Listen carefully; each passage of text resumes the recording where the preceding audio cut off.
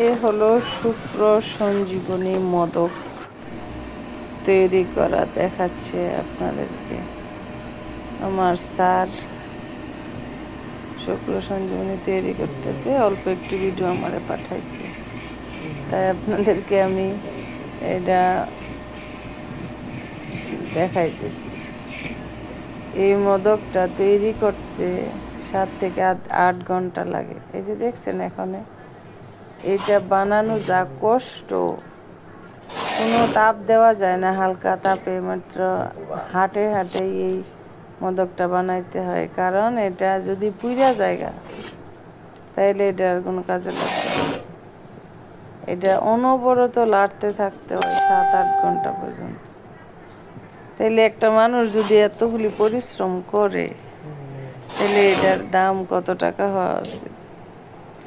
অনবরত এটা বানাইতে 3 থেকে 4 জন লাগে, একজনে কি 7-8 ঘন্টা লাগতে পারবে?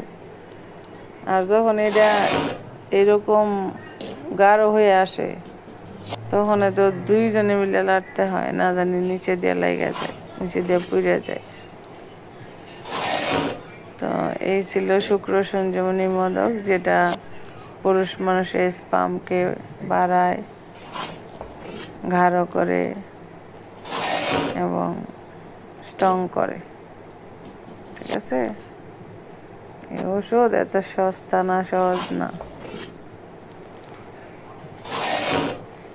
তো ভালো থাকবেন সবাই।